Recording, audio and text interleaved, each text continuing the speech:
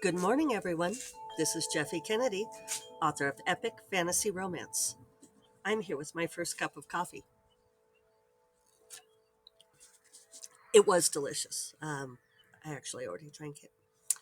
Today is um, Tuesday, July 5th, and it is release day for Rogue's Pawn. Woo!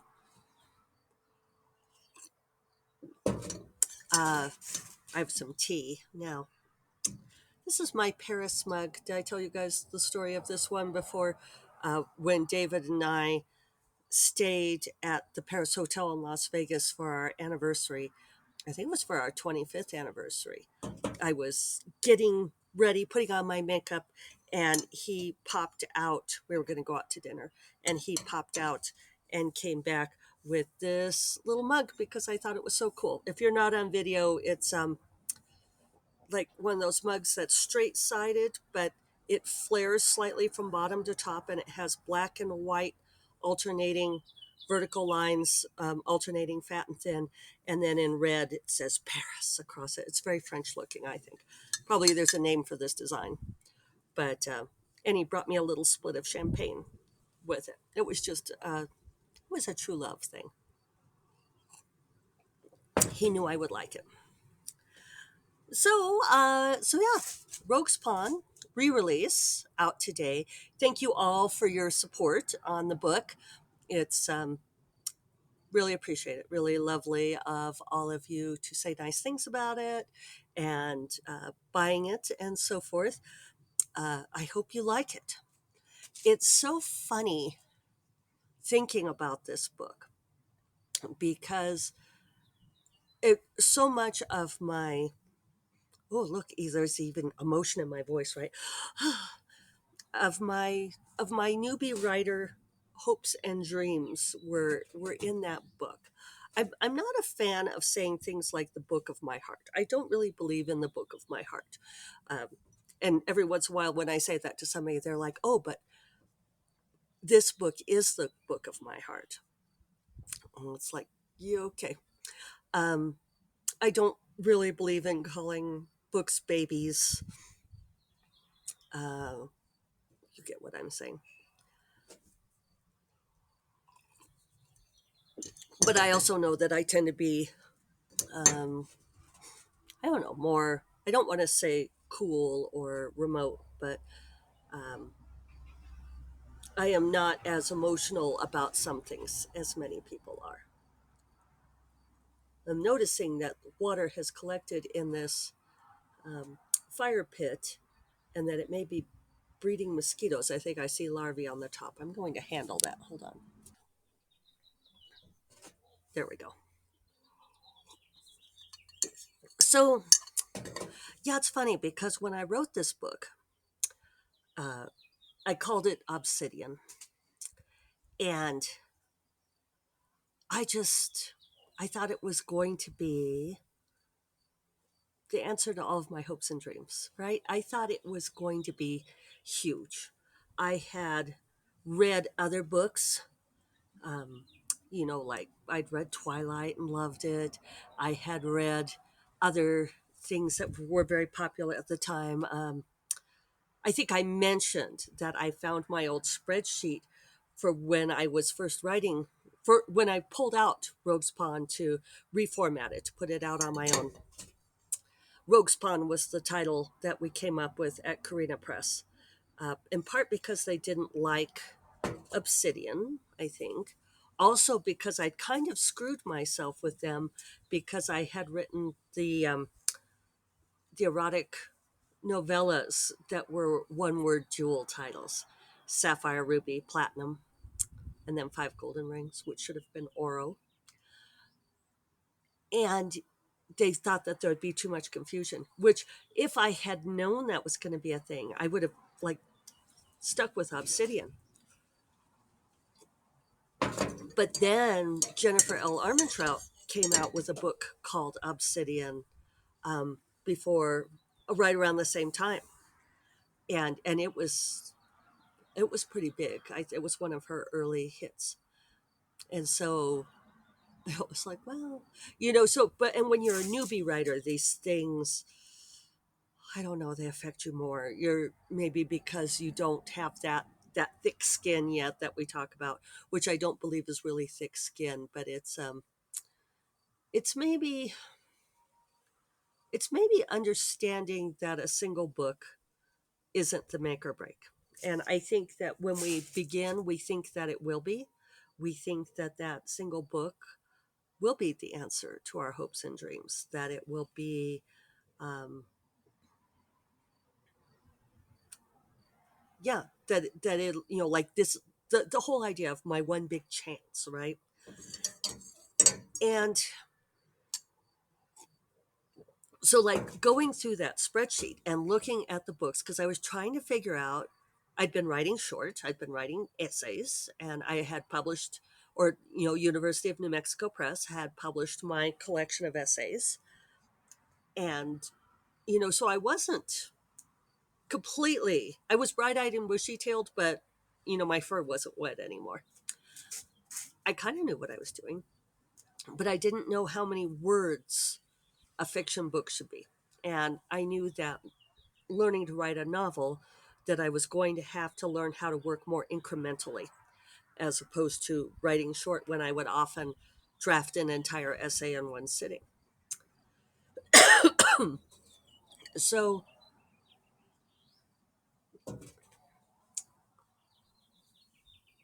I went through and I picked out these different books and I sat there and typed in pages from those books to figure out approximately how many words per page they were, and then looked at how many pages and calculated it.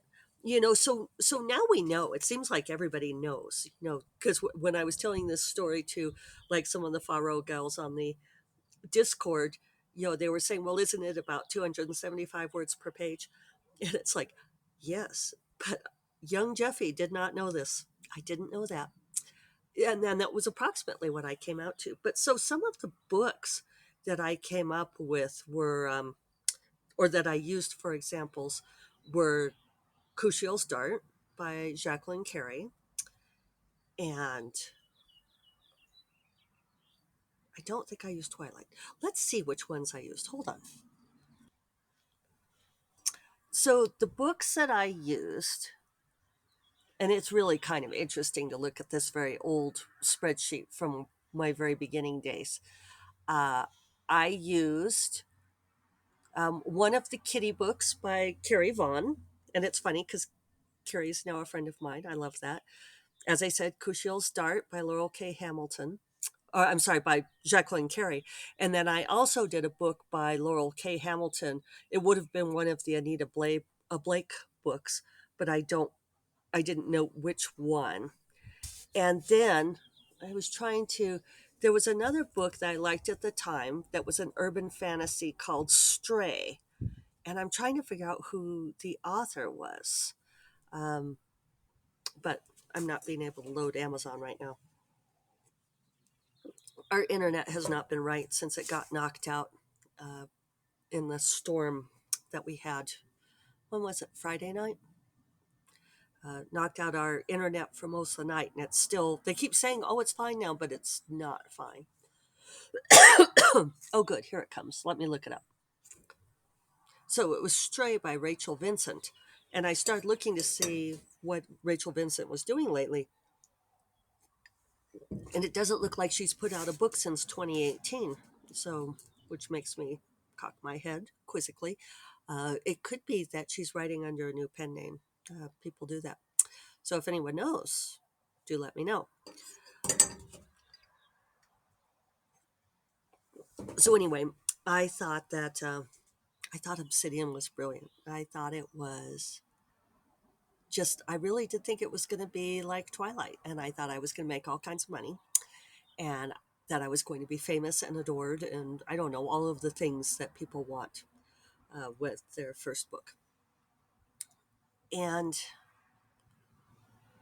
and then it ended up being difficult to market, or rather, difficult to sell because everybody said that they didn't know how to market it.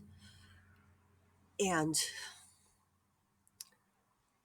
And it was funny because the people that I would talk to about it, and it's hard when you're a newbie writer and you don't really have friends who are in the same arena, or the friends that you do have are also trying to figure out how to sell books in their lives and so forth, and so they don't really know any more than you do.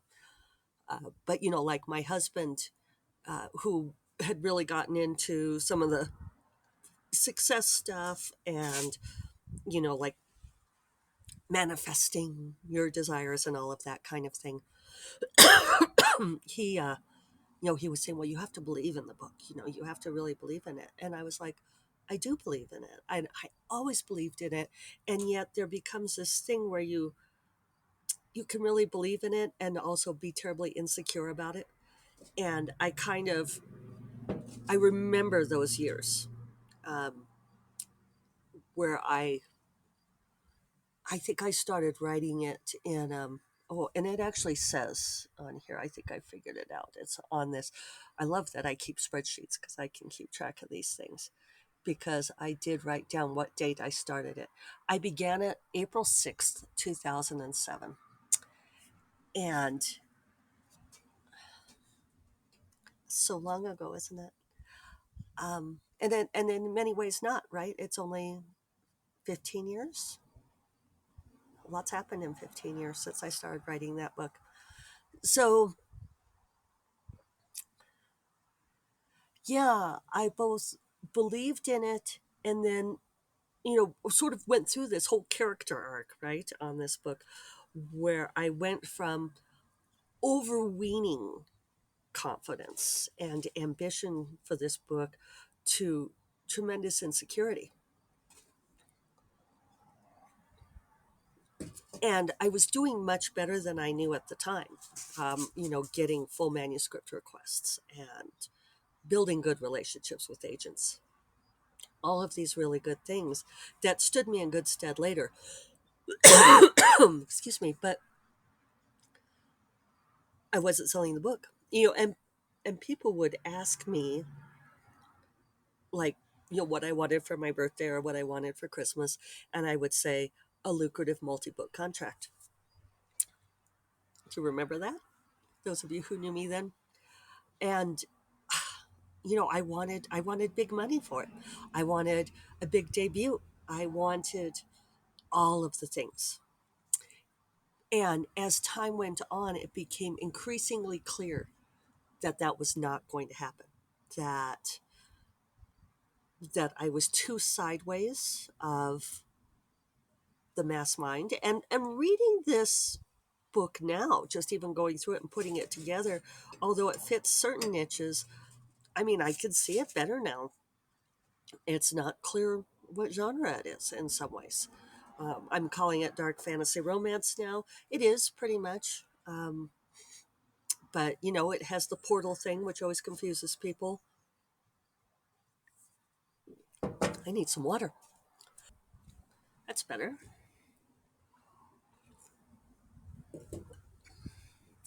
So, yeah, it has been the story of my life, is that I have never been squarely down the middle of any genre. I've always been a little bit cross genre. Even now, when I try to do something that's like really squarely in genre, it always ends up having this weird twist to it. I really don't even try anymore. So, excuse me. Um,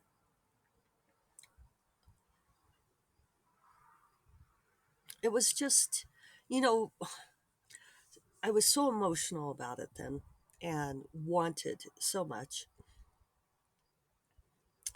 And yeah, it's kind of funny to look back on myself then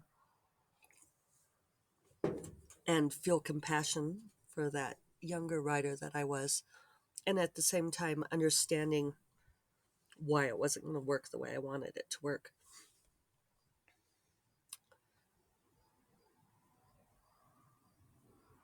So when I finally sold that book, I sold it to Karina Press, who was much more willing to take a chance on a kid with a dream. Um, that they were Harlequin's digital first imprint, and so they had lower overhead and more risk taking, and so I will always owe that to Karina for taking a chance on that book, even if they did make me change the title.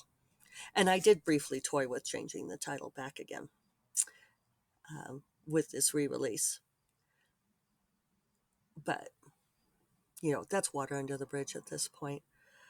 So, so I'm very interested to hear how sort of this new audience receives the book. Will it feel like I'm getting funny reflections on my face here. Da, da, da. Maybe it's meant to be the cracked facade of the older author now.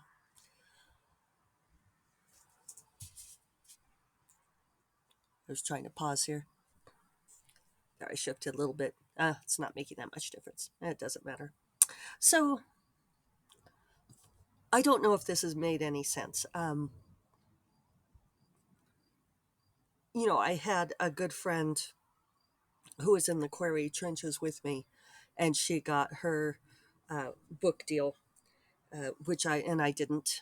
Um, and she got hers. She got a 3-book deal for 30,000, which other people sneeringly said, "Oh, well, that's not that great of a deal." When I've told this story, and it's funny. It's like, actually, you know, maybe it's not an amazing deal, but it was a decent deal, and other people have not gotten that good of deals. Um, and I am grateful for the success I did have because a lot of people didn't do that well. So, it's always a mixed bag that way. And yes, at the time when I was doing this shopping, um, people did suggest that I self-publish. And at that point, it wasn't as robust a market then. And, it could be if I had hit that market right around 2009, 2010, that it would have, like that was kind of the route that Grace Draven, she and I had very similar paths and experiences and wrote similar things. So, it was not surprising. Our first very long coffee date, which we talk about sometimes, which ended up being like 3 hours long, we discovered how parallel our paths had been. And in some ways, she was unluckier and luckier than I was in that she sold her book to Master of Crows to Amber Quill Press. And they gave it this horrible, horrible cover, and it sold nothing and did not do well. And while I did not love my Rogue's Pawn cover, Karina did do, they put a lot of marketing into it. I mean, it did reasonably well. Um, Whereas Grace was really driven to then self-publish because she um, just couldn't live with what they'd done to her book, and so that ended up doing well. And then Radiance did incredibly well. And if I had self-published then, would it have made a difference instead of doing those 10 books with Karina Press? So I don't know. It's interesting. It's just interesting to think about, that so much is serendipity. It's hitting the market with the right thing at the right time, having the right people believe in it. And which is the reason why my least favorite piece of writing advice is, or one of them, is, to write a really good book. And it's like, well, writing a really good book helps, but there are patently books that are not so great that have done well. And then there are really great books that never made it anywhere. And that's only such a small piece of things. So, at any rate, re-release of Rogue's Pawn. Very interested to see how it does now, these many years later. Um, it's sort of, like the whole Fey romance, dark and conflicted relationships are really in right now. And that's very classic me to have been 15 years ahead of the trend, and not in a positive way. But yeah, glad to have this book out there. So, uh, happy release day to Rogue's Pawn, and I will talk to you all on Thursday. You all take care. Bye bye.